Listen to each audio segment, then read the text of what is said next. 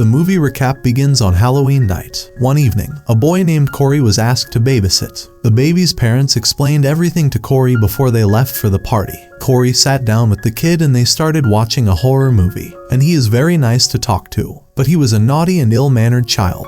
That's why she talks to him in a very strange way. He also tells him that the killer Michael will come here and kill you. After some time, when Corey returns from the kitchen, the child disappeared somewhere. After a long search for the child, he finally goes upstairs, where suddenly someone closes the door on the stairs. In reality, it was none other than the kid who was making fun of Corey. He tells the kid to open the door, but he won't open it. Now Corey was angry, so he kicks and breaks the door. The child was now standing just outside the door. He falls down the stairs due to being hit by the door. At the same time, the child's parents also returned. They witness all this with their own eyes. The child bleeds profusely and dies on the spot. Here, the child's parents think Corey intentionally pushed and killed their son. That's why they immediately call the police. He is then arrested and taken away by the police on charges of murder, even though he tells everyone he didn't kill the kid. It was just an accident, but no one listened to him. The story will then be shown to us 3 years later, where now they told us that the crazy killer who was named Michael, he escaped from prison 4 years ago.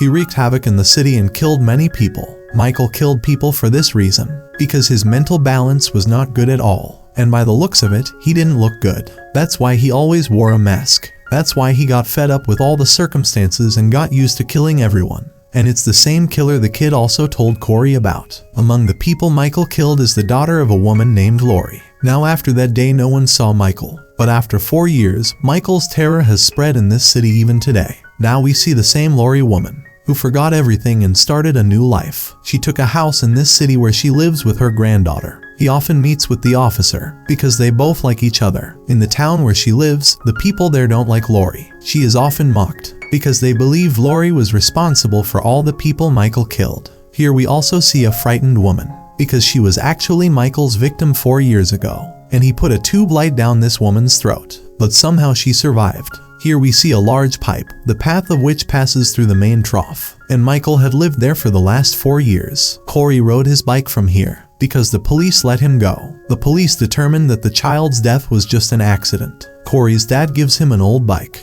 because he was always riding his bike. Later, when he was walking home, when he was near the store, the boy along with his friends start harassing him. They ask him to go to the store and get them alcohol. But when Corey refused, they start treating him badly. They even pushed and beat him, because of which the glass hand cuts after falling to the ground. Meanwhile, Lori also comes here. He tells them all to leave Corey and get out of here. But even here they treat Lori badly, and they go to the store. This time, Lori gets angry. He pulls out a knife and hands it to Corey. He punctures people's car tires because of it. She then takes him to the hospital where her granddaughter was a nurse. Her granddaughter took a liking to Corey at first sight. He talks a lot. Then in the evening they go to that party, where Corey also had a mask, and he enjoyed it very much. He put aside the problems of his life and was very happy with his granddaughter Lori. But at this party he meets the mother of the child who died. He starts insulting Corey in front of everyone. He even abuses him. And also that you are so bad as to dance after killing my son.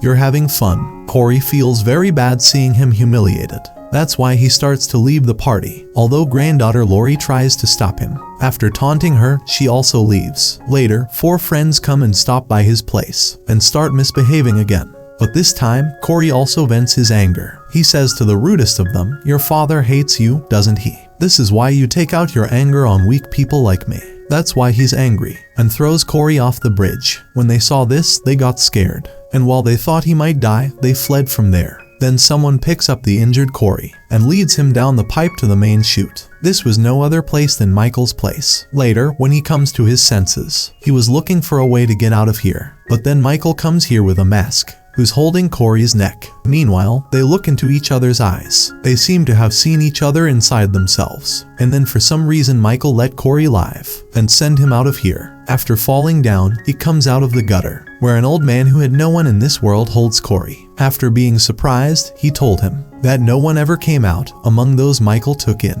How did he leave you then? Anyway, after showing him the knife, he starts sending him in again. And he also says, "Give me his mask now, I will become Michael." But Corey doesn't listen to him. She attacks him with a knife many times and leaves. And now the old man is dying. He He runs straight to his house, and he looks at himself in the mirror. He's not the old Corey anymore. Anger and hatred in his eyes towards the people of this city. He now woke up after seeing Michael's eyes. When Laurie looks out the window and Corey was there, who stood the same as Michael. When he sees it, he gets scared. To whom he says, "Do not be afraid. I'm only here to meet your granddaughter." Then he meets her and apologizes for the party when he left after mocking her, whereupon they both go for a walk outside. Now Laurie understood that something had happened to Corey. They go to the hotel. Then a policeman comes in and starts harassing Laurie's granddaughter. After seeing this, Corey starts screaming in rage. Then he goes and sits quietly in his seat. But he was staring at Corey. "Now that I left my granddaughter Laurie at home." He starts walking towards the big pipe. And he also knew that the policeman was following him.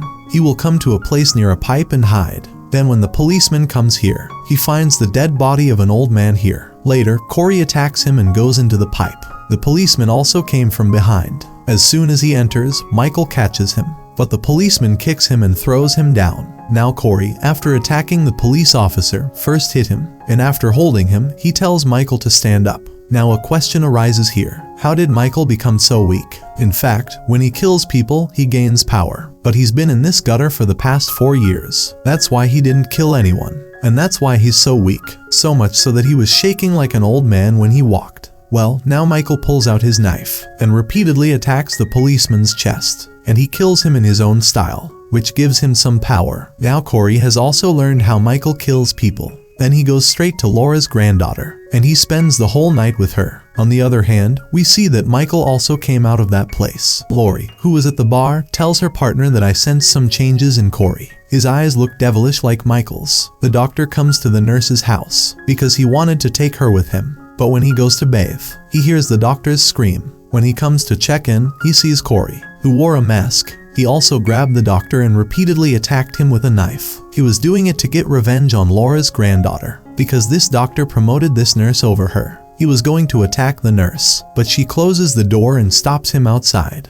He immediately calls the police. Meanwhile, Corey, after putting away his mask, and he's still looking at her face. Then Michael comes from behind, who grabs the little sister by the neck. He takes her and puts her against the wall. After plunging a knife into her chest, he pulls her up first, and then hangs it on the wall. Now when Corey goes to his house, his mother says bad things about him and throws him out of the house. Afterwards, Corey spends the night at this house, where the child died. When he wakes up in the morning, he sees Laurie in front of him. "Whoever tells her to stay away from my granddaughter will be better for you, because I realized you're not a good man anymore." But he clearly threatens her that if she is not mine, it will be terrible. When Laurie hears this, she gets very angry, and he leaves here. Afterwards, Corey calls Laura's granddaughter, and the lie that your grandmother threatened to kill me. That's why we're leaving this town tonight. But before I leave, I want to settle the score with those who made my life hell, who does me wrong. And because today was Halloween, that's why he goes to Michael first, where she fights him, and after ripping off his mask, she gets out of there.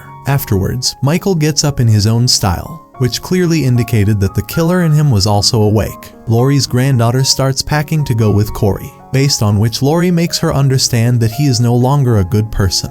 Try to understand. His way of walking, sitting, walking, and every style became like Michael, but she doesn't listen to her. On the other hand, Corey goes to the 4 friends to get revenge, who teased him, and goes from there after putting a mask on their car. He was in the car at the time. Then they all follow him and come to his dad's junkyard. His father was also there playing a game. That's why he didn't know what was going on outside. Outside, Corey attacks the boy's eyes, causing him to bleed, and he died there and then. He crushes a girl in his car and kills another with a powerful tool, and he takes her life. Later, the grossest boy goes to Corey's dad and asks for help. His father gives him a gun, and he went outside taking a second gun with him. He is surprised to see his son Corey in Michael's clothes and masks. The last boy attacks Corey. His dad comes in front of him to save him, but he dies because he was hit by a bullet. Now Corey catches the boy, and he puts the welder in his mouth, turns it on, and he leaves him like that, and he died terribly. Afterwards, Corey sits in his truck and drives to his house. He comes to the kitchen and takes a knife. His mother, who has been constantly teasing him, attacks and kills her. He then moves on to the obscene music player, where he kills his partner first, and to vent his anger, he beats him a lot, and then he cuts his tongue. and he hits the music tape on the table. As a result, tracks now play with pauses, after teaching them all a lesson. Later, Corey only had one person to take revenge on, and that was Lori. Lori's granddaughter was waiting for him there at Corey's, but he is not coming himself, nor was there any information about him. Lori was quite sad about her granddaughter's breakup. As he turns against her, then he has an idea. She calls the police and tells them that someone took their own life in my house, and he's wearing a mask. He then pulls out a gun and after putting it to his head, tries to take his own life. Immediately after, we only heard the sounds of bullets. Now Corey was close to home, so when he hears the sound of a bullet, he soon enters the house. Then we find out that Lori was just pretending to bring him inside the house. He shoots him twice, not to die, but to fall. Meanwhile, his granddaughter also returned home, and apparently Corey's secret was about to be revealed. But he was very smart. He puts a knife to his throat, and when her granddaughter walks in, he thinks Lori killed Corey with a knife, because the knife was also in her hand. You see, she cries a lot when she sees this, and then he leaves. Now Lori was also sad, and later she hears footsteps. It was none other than Michael, who came to get his mask. First he wears his mask, and then Corey, who was alive, ends up killing him, because he fought him and brought his mask. And now it was Lori's turn. He goes straight and attacks her. He also attacks him in return, and their fight is still going on for a while. But then suddenly Michael grabs Lori, and he was about to kill her, but then he takes off his mask. Now while Michael was fixing his mask, Lori takes advantage of this and puts a knife in his hand.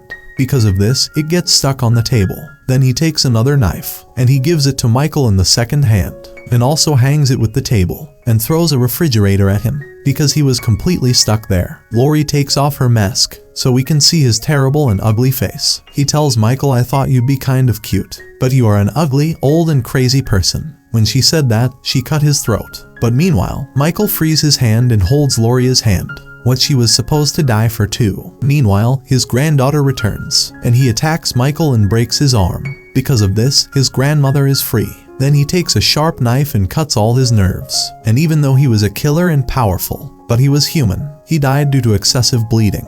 Then Lori's officer and the rest of the cops arrive. Lori's granddaughter says that Michael died, but not completely. Now something else needs to be done. They then bring Michael's dead body to their car, and they hold a rally by taking Michael's dead body with all the police cars to remove all his anxiety and fear from the minds of the inhabitants. Now after doing this, they bring it to Corey's dad's junk shop. All the inhabitants of the city came to him, and there was a crowd. They all take Michael's dead body to the grinder. When her granddaughter turns on the machine, Lori puts his dead body into the machine. Because of this, his body turns into thousands of pieces. And now Michael's game is finally over. After this, everything was normal. All the townspeople stopped being afraid. Granddaughter Lori also apologizes to her, and both happily start living their life. Lori was talking to her officer. Now we are shown that Michael mask is still in Laura's house. And this is where this movie recap ends.